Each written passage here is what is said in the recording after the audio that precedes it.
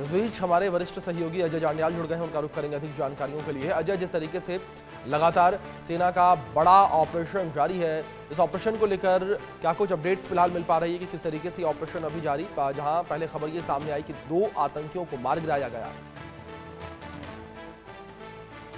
देखिए अभिषेक, लगातार ऑपरेशन अभी भी चल रहा है और ये इलाका जो है आप तस्वीरों में देख सकते हैं, ये दूर दराज का इलाका है और इस दूर दराज के इलाके में आतंकी जो है जंगल के भीतर एक नाले में छुपे हुए थे और हर तरफ से जो है इनको कहीं ना कहीं पेड़ों की और चट्टानों की जो है प्रोटेक्शन थी। इसी वजह से सेना के जम्मू कश्मीर पुलिस के जवानों को उस जगह तक जहां आतंकी छुपे थे वहां तक पहुंचने में काफी मुशक्कत करनी पड़ी, मगर आतंकियों तक पहुंचने की पूरी कवायद जो है वो जारी रखी गई और उसमें अब सुरक्षा बलों को जो है देर शाम जो है वो सफलता मिली, जिसमें 3 आतंकी जो है, आपको बता दूं ताजा जानकारी के मुताबिक 3 आतंकी जो है वो मार गिराए। मगर इसमें सबसे बड़ी बात है कि इस ऑपरेशन में सुरक्षा बलों को भी अपने 3 जवानों की शहादत जो है वो देनी पड़ी।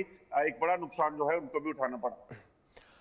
दूसरी ओर अजय, जानकारी ये भी चाहेंगे कि जिस तरीके से पूरा ये मुठभेड़ इस वक्त जारी है, अभी कितने आतंकियों के छिपे होने की आशंका जताई जा रही है और किस तरीके से सेना के जवानों ने इन आतंकियों को घेरा हुआ है?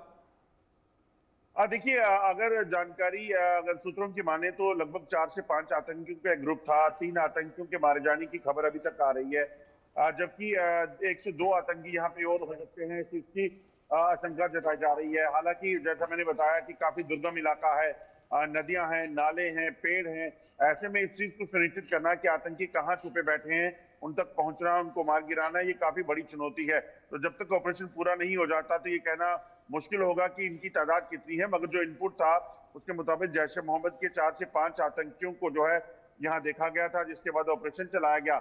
आपको बता दूं कि दरअसल सुरक्षा बलों को 2 दिन पहले यानी कि रात्रि को जो वीरवार और शुक्रवार की रात थी, उस दिन एक इंफॉर्मेशन मिली दरअसल अपने टेक्निकल एविडेंस, जो टेक्निकल गैजेट्स होते हैं उनकी मदद से, कि इस इलाके में कुछ संदिग्ध आतंकी जो हैं वो देखे गए हैं।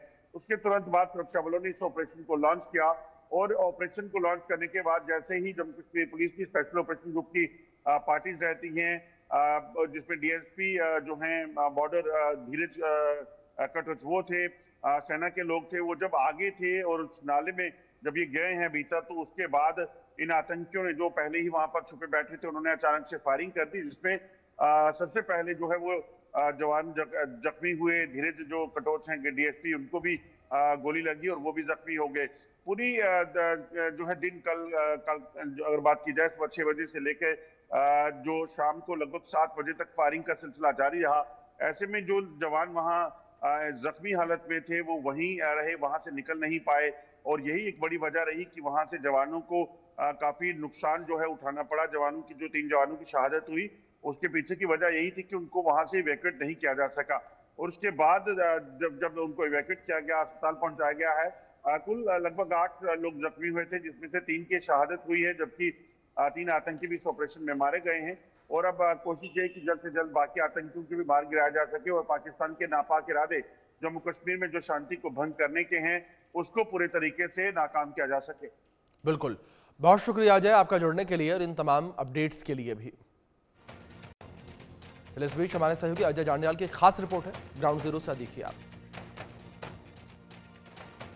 हीरानगर के सान्याल विलेज में उस समय जो है एक बार फिर से हड़कंप मच गया है, जब यहाँ पर जो 2 संदिग्ध हैं एक बार फिर से देखे गए हैं। आप देखेंगे यहाँ जो एक स्थानीय लोग हैं उन्होंने बताया कि 2 लोग जो हैं वो इस इलाके में देखे गए, जिसके बाद आप देखेंगे पुलिस की टीम जो है यहाँ पर मौके पे पहुंची है और पुलिस जो है इस ओर सर्च कर रही है और देख रही है कौन लोग। आपको बता दूं कि ये इलाका जो है, ये पूरा इलाका जो है इस वक्त सुरक्षा घेरे में है। लगातार कोशिश की जा रही है कि कोई भी अगर संदिग्ध हो तो उनको ढूंढ निकाला जा सके। देखेंगे डीआईजी जो जम्मू कठुआ रेंज हैं वो और उनकी जो टीम है वो खुद इस इलाके में पहुंची है, इस चीज़ को देखे जा सके और उनको जो है खंगाला जा सके।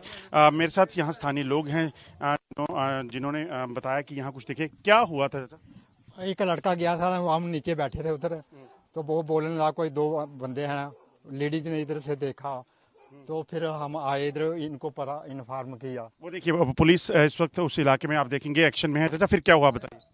फिर ये भी बंदे आगे वो कहने लगे SOG के आदमी होंगे, तो 2 आदमी तो देखे थे उन्होंने, तो फिर पता नहीं चला था। फिर ये पुलिस अभी दोबारा आई है इधर और ढूंढ रही है, तलाश कर रही है अभी। आपको बता कि सन्याल में 3 दिन पहले 4 से 5 आतंकियों का एक ग्रुप जो है वो देखा गया था, जिसके बाद एनकाउंटर शुरू हुआ, फिर ऑपरेशन चलता रहा और अब जो है एक बार फिर जो है यहाँ पर तलाशी अभियान शुरू हुआ है, जब पता चला है कि यहाँ 2 और लोग जो हैं वो देखे गए हैं। मंडी के साथ अजय जंडियाल, इंडिया न्यूज़।